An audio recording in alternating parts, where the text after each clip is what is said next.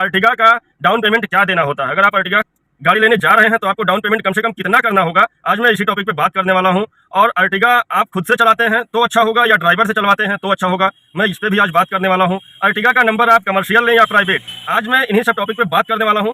तो हेलो दोस्तों, तो कैसे हैं आप लोग? आशा करते हैं आप लोग अच्छे होंगे, मस्त होंगे। और आज मैं बात करने वाला हूँ कि अर्टिगा का डाउन पेमेंट क्या देना होता है। अगर आप अर्टिगा गाड़ी लेने जा रहे हैं तो आपको डाउन पेमेंट कम से कम कितना करना होगा, आज मैं इसी टॉपिक पे बात करने वाला हूं। और अर्टिगा आप खुद से चलाते हैं तो अच्छा होगा या ड्राइवर से चलवाते हैं तो अच्छा होगा, मैं इस पे भी आज बात करने वाला हूं। अर्टिगा का नंबर आप कमर्शियल लें या प्राइवेट, आज मैं इन्हीं सब टॉपिक पे बात करने वाला हूं। तो बने रहें आप लोग मेरे वीडियो में अंत तक, और चैनल पर नए हैं तो चैनल को सब्सक्राइब कर लें, क्योंकि मैं हमेशा एक से एक वीडियो लेकर आता रहता हूँ। तो दोस्तों, अभी जब कल मैं एक वीडियो डाला था उस पर एक मेरे भाई कमेंट किए हैं, राम किशन वर्मा जी, एक भाई कमेंट किए हैं राम किशन वर्मा, और जो कि उनका कहना है कि अर्टिगा गाड़ी लेने के लिए कितना डाउन पेमेंट करना पड़ता है। तो मैं बता दूं भाई कि आप सभी लोगों को बता रहा हूं कि अर्टिगा गाड़ी लेने के लिए कम से कम मान के चलिए तो 4.25 लाख रुपए कम से कम आपको डाउन पेमेंट इतना तो करना ही पड़ेगा।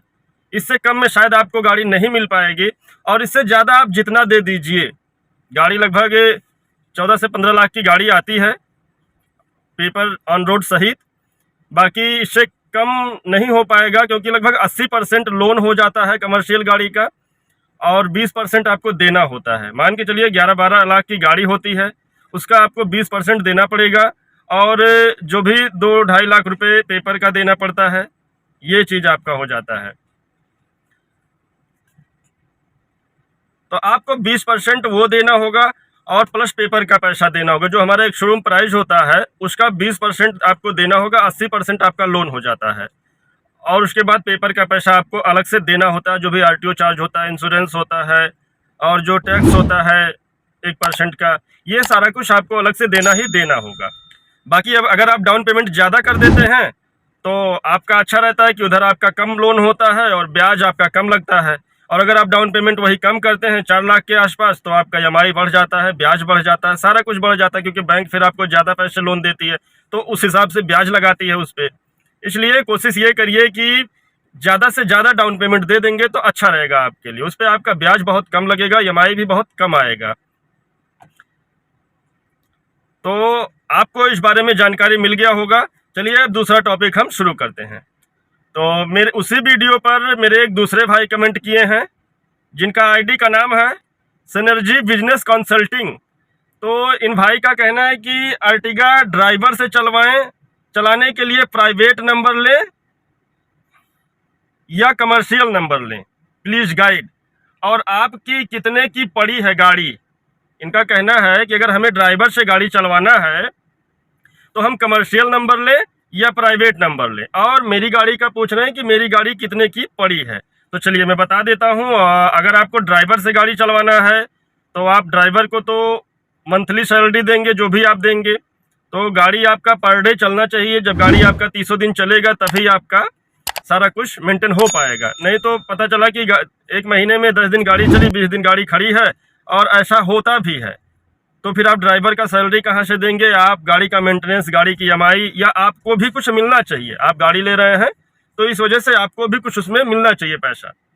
तो मैं बता दूं, अगर आपको रेगुलर गाड़ी चलाना ही चलाना है तो आप कमर्शियल नंबर लीजिए। उसमें क्या होगा कि आपको कोई दिक्कत नहीं रहता है, ऑल इंडिया परमिट होती है, आप कहीं भी बिंदास जा सकते हैं। और अभी जैसे प्राइवेट गाड़ी होती है एयरपोर्ट के अंदर नहीं जा पाती है, लेकिन हमारी कमर्शियल जो होती है वो चली जाती है। ऐसे बहुत से जगह होती है कि कमर्शियल गाड़ी हर जगह चली जाती है बेझिझक, कोई दिक्कत नहीं होता है। आरटीओ लोग से भी उतना डर नहीं रहता है। प्राइवेट में क्या होता है कि लोग चोरी चोरी चलते तो हैं, पर जिस दिन आरटीओ पा जाएगी उस दिन वही समझेंगे क्या होगा, है ना। और कमर्शियल में वो दिक्कत नहीं है, बस आपको खुद से कोई गलती नहीं करना है। जैसे कि आपका सवारी जितना आपका सीट पासिंग हो उतना ही बैठाइए, ये नहीं कि आप उसमें बैठा लीजिए ढेर सारा, तो उस पर तो आपको भी दिक्कत हो जाएगा। लेकिन प्राइवेट में क्या होता है, अब लोग सोचते हैं अरे जब आरटीओ मिलेगा तो हम कह देंगे तो सब लोग मेरे घर के हैं। ऐसे कैसे? घर के लोग पता चलते हैं भाई। अगर हम कहीं भी फैमिली के साथ जाते हैं या सवारी लेके, आप देख के ही बता देंगे कि ये परिवार के लोग हैं या नहीं हैं। उसमें भी सबका आधार होता है, सबका नाम अलग होता है, सबका कास्ट अलग होता है। कैसे आप वहाँ मैनेज करेंगे? कितना भी आप झूठ बोलिए तो वो लोग भी अधिकारी हैं, पढ़ लिख के नौकरी पाए हैं, तो इतने मूर्ख नहीं होते। तो ऐसा अगर मन में सवाल आता है, बहुत लोग ऐसा सोचते भी हैं, बहुत लोग ऐसा करते भी हैं, पर ये ठीक नहीं है। जो रहे वो सही से रहे। कहने का मतलब है कि मेरी गाड़ी में अगर सवारी है तो वो सबको पता चलेगा कि हाँ ये सवारी ही है, वो फैमिली के लोग नहीं हो सकते। और फैमिली है तो वो लोग भी जान जाते हैं कि हाँ परिवार के लोग हैं। तो ऐसा कुछ अगर मन में किसी के भी दिमाग में अगर ऐसा आता है कि हाँ मैं तो बता दूंगा अगर कहीं कोई पकड़ेगा कि सिर्फ घर के लोग हैं, तो ऐसा बिल्कुल मत सोचिए, वो लोग भी होशियार होते हैं। तो इसलिए अगर आपको लेना है तो कमर्शियल नंबर लीजिए, वो सबसे अच्छा रहेगा। उसमें आपको कोई टेंशन नाम का चीज़ नहीं रहेगा। और कोशिश करिए कि ड्राइवर से गाड़ी मत चलवाइए, या तो कोई ऐसा ड्राइवर हो जो कि बहुत अच्छा हो, जिसको आप अच्छे से जानते हो, क्योंकि ड्राइवर लोग गाड़ी का वो हिफाजत नहीं कर पाते जो हम खुद से करते हैं। उनको बस अपना कमाई दिखता है। वो गाड़ी को बहुत अच्छे ढंग से नहीं चलाते, अच्छे से नहीं रखते हैं, साफ़ सुथरा भी नहीं रखते हैं। तो ये सारा कुछ अगर आप मैनेज कर पाइए, ड्राइवर से करवा पाइए, फिर तो अच्छी बात है, कोई दिक्कत नहीं है। दे दीजिए ड्राइवर को, अच्छी बात है, देना भी चाहिए। हम कहते हैं किसी का नौकरी लग जाएगा तो बहुत अच्छी बात है, लेकिन अगर आप इतना करवा पाइए तब। नहीं तो फिर ड्राइवर लोग, देखिए जो चीज़ आप करेंगे अपनी गाड़ी के लिए वो ड्राइवर नहीं करेगा। ड्राइवर का 1 रुपया उसमें नहीं लगा होता है, इसलिए ड्राइवर लोग गाड़ी को उतना सुरक्षित नहीं रखते हैं। तो इसलिए आप कमर्शियल गाड़ी लीजिए। बाकी आपको ड्राइवर से चलवाना है तो ड्राइवर से चलवाइए, या खुद से अगर आप चला सकते हैं तो खुद से चलाइए। लेकिन मैं यही कहूँगा, अगर चलाना है तो कमर्शियल नंबर लेंगे तो आप फ़ायदे में रहेंगे, टेंशन फ्री रहेंगे। जैसे मेरा ही कमर्शियल नंबर है, मैं ही कमर्शियल लिया हूँ इसीलिए। और अब मैं बात कर लेता हूँ मुझे गाड़ी कितने की पड़ी है। तो मैं लगभग 6,10,000 रुपये लगभग दे डाउन पेमेंट किया हूँ, और मेरी गाड़ी में लगभग 42-43 हज़ार का एसेसरीज भी लगा हुआ है। मान के चलिए आप पूरा 6.5 लाख रुपए कह सकते हैं।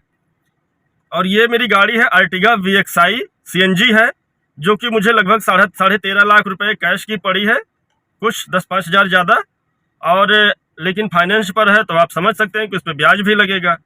लेकिन अगर हम कैश लेते हैं तो 13.5 लाख, 14 लाख के आसपास में ये गाड़ी आ जाती है।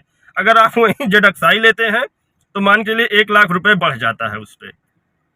तो मेरा कमर्शियल गाड़ी है, 6,10,000 रुपये मैं लगभग दे के लिया हूँ। 40-45 हज़ार का एसेसरीज भी लगा चुका हूँ। मैं कंपनी से कोई एसेसरीज नहीं लिया था 1 भी रुपये का, मैं सिर्फ गाड़ी लिया। मेरा सारा एसेसरीज बाहर से लगा हुआ है, और 40-45 हज़ार रुपये में मेरा पूरा सब कुछ लग चुका है एसेसरीज, मतलब गाड़ी ZXI बन चुकी है। तो मैं तो यही कहूँगा कंपनी से एसेसरीज ना लीजिए, क्योंकि कंपनी का एसेसरीज बहुत महंगा पड़ता है। बाकी आपकी मर्जी है, अगर आपको अच्छा लग रहा तो आप ले भी सकते हैं, हम कोई प्रेशर नहीं दे रहे हैं, हम अपना राय दे रहे हैं सिर्फ। और मेरा कमर्शियल गाड़ी है, पीला प्लेट है, मेरा नंबर भी UP 32 है। UP 32 का नंबर थोड़ा अच्छा रहता है, कहीं आने जाने में आराम रहता है, लोगों को पता है कि हाँ UP 32 कहाँ का नंबर है। तो आज मैं सारा जानकारी दे दिया हूँ आपको इस वीडियो के माध्यम से, और आशा करते हैं आपको जानकारी अच्छा लगा होगा। तो अगर अभी तक आप मेरे चैनल को सब्सक्राइब नहीं किए तो सब्सक्राइब कर लें, और मिलते हैं फिर अगले किसी नेक्स्ट वीडियो में। तब तक के लिए फिर बाय बाय।